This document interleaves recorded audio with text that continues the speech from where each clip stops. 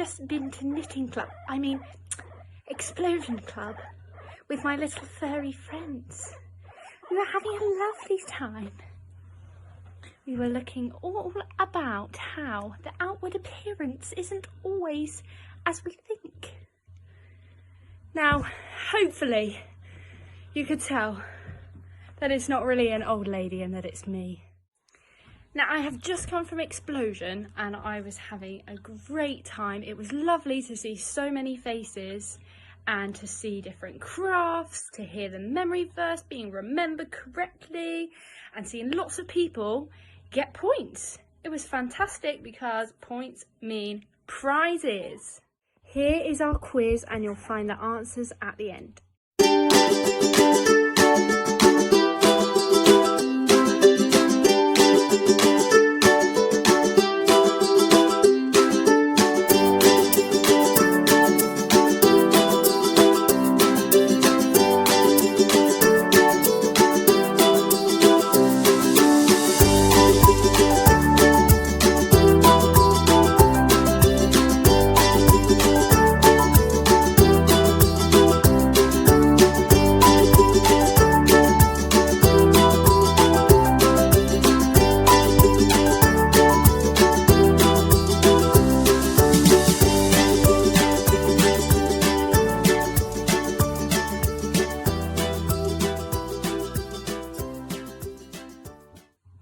Now, we were learning about the story about the Pharisee and the tax collector. Now, if you remember, the Pharisees thought they were the best and they thought everyone else was no good. And they were praying, oh, I thank you, God, that I'm not like them, I don't do this, I don't do that. When the tax collector, who was normally seen as not a very good person at all in society back then, was praying that the Lord would have mercy on him. That reminded us that it's really important that we keep asking God for forgiveness, because in reality we're like the tax collectors. We don't do very good things and the Lord can see that. Now we're going to watch our video from Dan again and see how he's doing on the farm.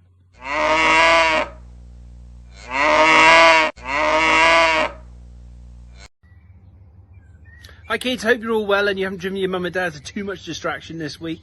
We've had another busy week here on the farm. So today I thought I'd show you a different part of our farm, a different aspect, something that we do a lot of. So we've seen diggers, haven't we? Yeah, we've seen tractors working ground and growing seeds. We saw the gator last week, didn't we, driving around the field. So today I thought I'd show you into another room, in our sheds, where everything really starts.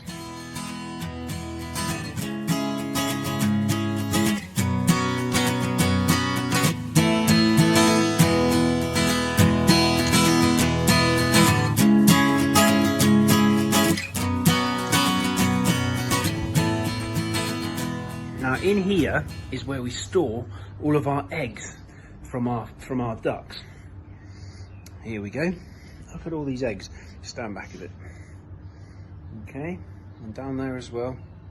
Okay, and this is where we store them all during the week. So we pick these up every morning from our ducks that are around in the other side of the shed, and we store them in here. And then once a week, we wash them and we put them on trays, and they go into the incubator.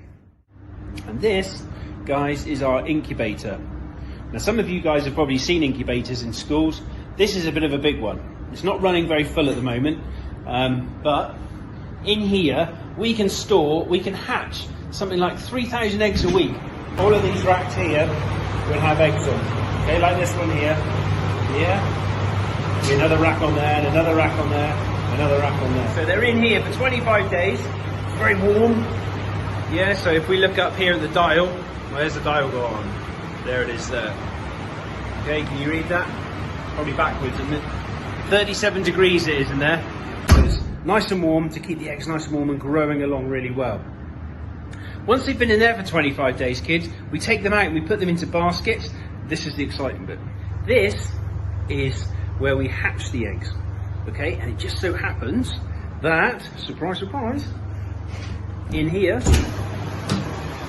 we have some ducks beginning to hatch. I don't know if hopefully the camera will pick it up. Can you see that little chip on the, just here on the egg? That there is a little duckling beginning to come out. So down in this tray here,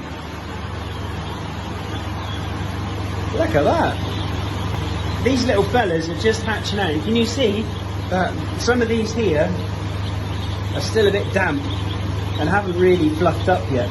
But this one here, this big one here, has obviously been out, was one of the first ones out, and has obviously hatched out. It's all nice and fluffy. So this is another little part of our business that we do, another bit of our farm, where we hatch ducklings and then we grow them on. So guys, once the eggs have been in the incubator for 2 weeks, we take them out and we use this little thing here. It's a torch really, but we call it a candle. Okay, it's a really powerful LED light. Okay, and then we shine that on top of the egg, and then we can see inside and see what's going on. Okay, so how many of you can tell me, before I start, which are the good eggs and which are the bad eggs? Can you tell me? Oh, you don't look very good, do you? This one down here. Let's put the light on him. Ooh, there. Now then, what am I looking for? Now to me, that's a bad egg, because you can't see anything in there apart from a load of old gunk. Yeah? So let's go to the next one. Can you see that, guys?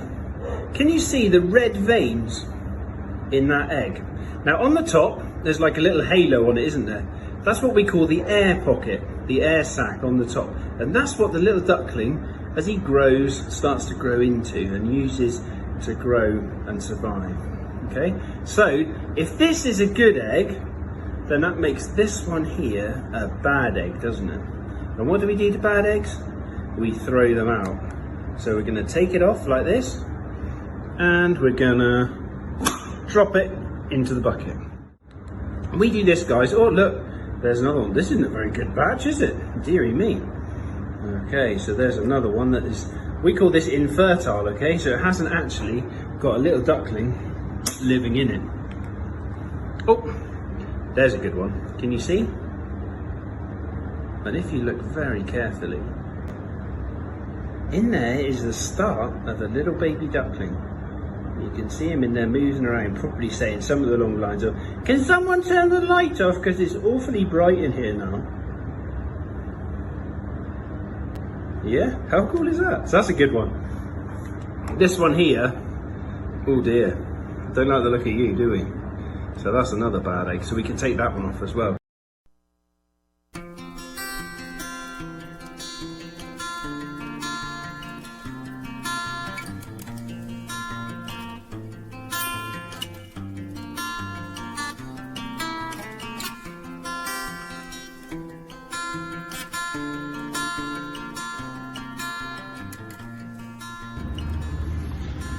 Okay kids, so I put the eggs back in the warm again because they won't do very well if they're left out here in the cold.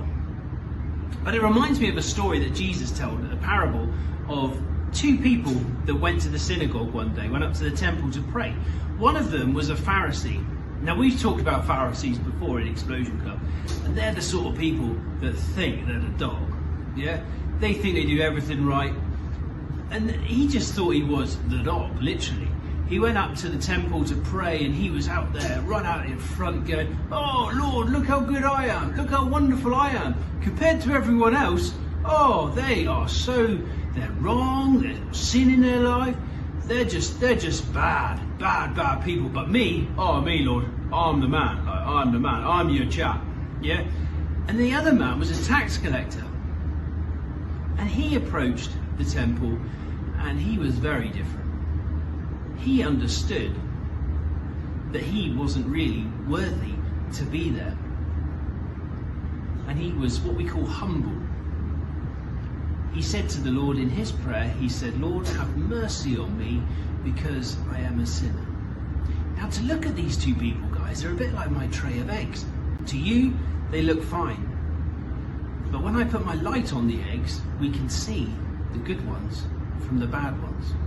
So it was actually Jesus who said it was the tax collector who recognised the need that he had sin in his life and that he needed Jesus. See, the Pharisee didn't think he needed any help at all. He thought that he could do it all by himself just by looking and being and saying the right things. Whereas the tax collector actually said, you know what, I can't do this by myself. I'm not worthy.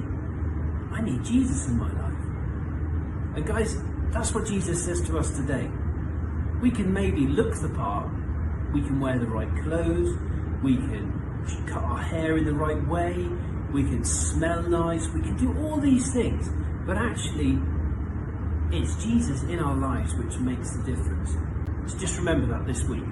All those eggs looked exactly the same until we shone the light on them. If I shone the light into your life, would you want me to see it?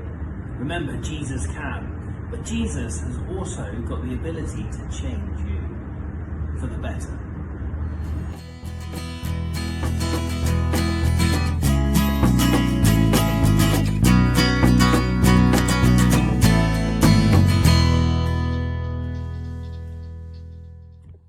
Thank you, Dan, for updating us about your farm. It was really interesting to see about those eggs, and I did not know that you could have about 3,000 eggs in that incubator per week. Amazing. Now, that parable was really important to pay attention to because Jesus was reminding us that we need to pray with the right attitude and that we should not be looking down on others. Now, also this week, I heard some amazing memory verses that people could remember from last week, and that was wonderful to hear. Here is our next memory verse for you to remember for 2 weeks' time now, because we got half term. I really look forward to hearing you saying it.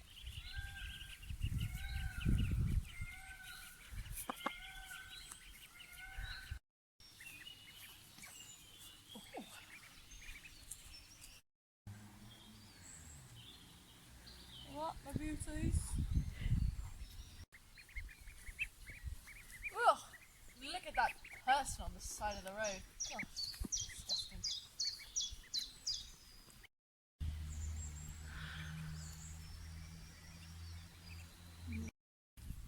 Oh, clearly they have had a terrible past. Look at the state of them. Ooh.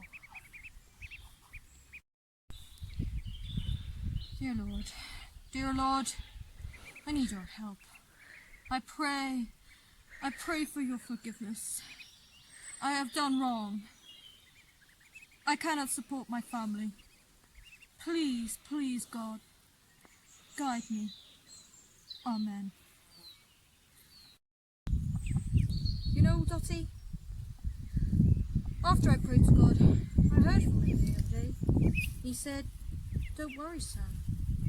You're special, and I will be with you, and I will forgive you, no matter what you've done, because you are my child. I wonder if you noticed in those videos how all three people walked past that man, and they all judged him for looking a little bit scruffy.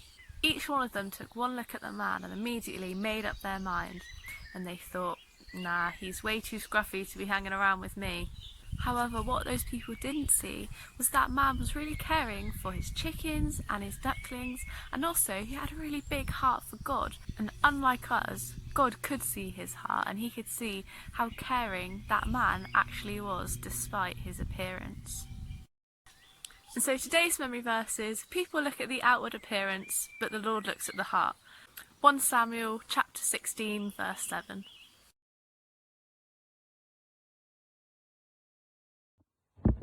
What a great verse for us to learn and remember this week.